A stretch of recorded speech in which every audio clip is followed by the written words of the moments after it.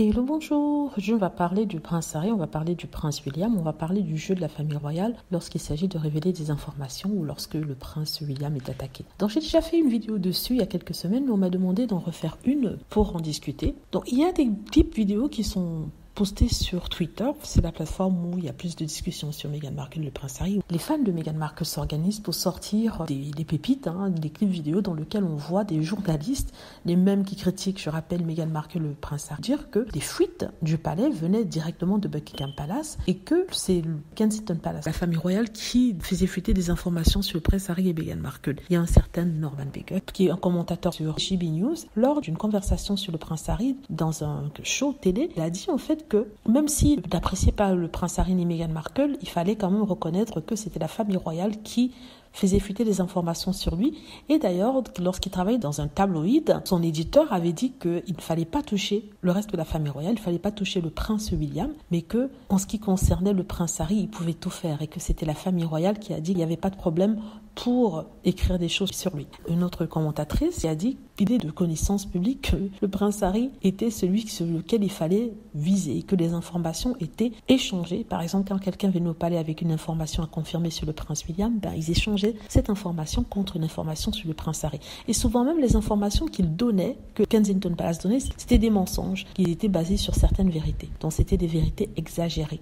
Vous voyez ce que je veux dire? Une femme a même dit que Kate Middleton était jalouse. Ça, c'est une journaliste qui dit que Kate Middleton était jalouse de Meghan Markle au début lorsqu'elle a vu la facilité avec laquelle Meghan Markle s'intégrait dans la famille royale, faisait ses apparitions lors d'événements publics, la facilité à s'exprimer, et que cette jalousie a poussé celle-ci à convaincre le prince William que Meghan Markle était une ennemie. On parle d'une personne qui dit ne pas aimer Meghan Markle. Du coup, si elle dit qu'elle n'aime pas Meghan Markle et qu'elle dit en fait que Catherine avait fomenté une petite crise pour pouvoir mettre Harry et Meghan de côté, ça veut dire beaucoup. Vous voyez ce que je veux dire? Donc, il y a plein de petites vidéos comme ça qui sortent. Il y a une d'ailleurs qui est très intéressante, c'est un panel de personnes sur JB News qui d'habitude passent leur temps à cracher sur Meghan Markle, le prince Harry. Non, c'est Talk TV, pardon. Toujours des chaînes anglaises anti-Meghan et Harry. Il y avait un débat sur le prince William et le prince Harry. Et il y avait un monsieur qui disait que oui, quand il s'agit du prince William et Kate Middleton, ils ne font jamais de faux pas. Le prince William, par exemple, ne fait jamais de faux pas. Et que le prince Harry, c'est faux pas sur faux pas. Alors, il y a un de ses collègues qui l'a corrigé en disant non. La raison pour laquelle on a l'impression que le prince William ne fait pas de faux pas, c'est parce qu'il est protégé et qu'il n'y a aucune information qui sorte. Et que si tu cherches bien, tu pourras trouver des informations assez salées et étonnante sur le prince William parce qu'il a fait des choses qui pourraient choquer le public. Mais que comme il était protégé, ça ne sortait pas. Alors le monsieur qui avait dit que le prince William était blanc comme neige s'est été embarrassé. Et l'autre qui passe son temps aussi à critiquer Harry et Meghan s'est mis à dire que oui, on peut trouver ces informations, mais ici on ne parle pas du prince William, on parle plutôt du prince Harry. Il faut surtout pas faire de comparaison parce que ça n'a pas lieu d'être. Bon, elle passe son temps à casser du sucre sur Harry et Meghan, qu'elle accuse de faire le pire au monde. Mais quand il s'agit de parler du prince William, non, surtout pas. Et on passe à autre chose. Il faut pas surtout faire des comparaisons. On n'est pas là pour faire des comparaisons. Donc vous voyez l'hypocrisie de ces personnes.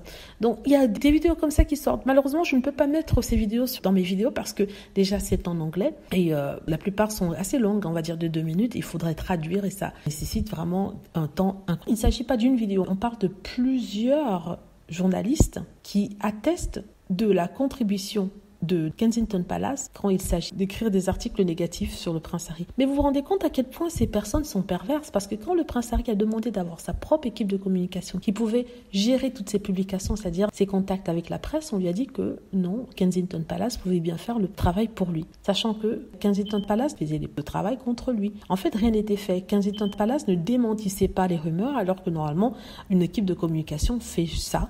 Démentir des rumeurs. Ils essaient de dire que oui, on ne dément pas toutes les rumeurs. Pourtant, ils ne se sont pas gênés de démentir la rumeur selon laquelle Kate Middleton portait du Botox. Or, Kate Middleton porte du Botox. Donc, vous voyez que eux-mêmes aussi, ils mentent sur des choses qui sont tellement évidentes. Mais quand il s'agissait de dire que Meghan Markle n'avait pas fait pleurer Kate Middleton, alors là, c'était un peu trop. Il fallait surtout en parler. On répond pas à toutes les rumeurs. Il y a des rumeurs qui sont un peu trop idiotes. Donc, vous voyez ce cynisme de dire c'est ça que vous allez être sur l'équipe de communication de Kensington Palace. Ils vont vous défendre pas, quand il se passe quelque chose, donner des informations quand il y a lieu aux journalistes. Mais ce dont ils se sont rendus compte plus tard, c'est que les informations qu'on donnait, c'était des mensonges et des informations négatives sur le couple. Et c'est pour ça qu'ils ont pris le contrôle de leur vie en faisant sortir des informations d'eux-mêmes sur Instagram quand ils en avaient besoin.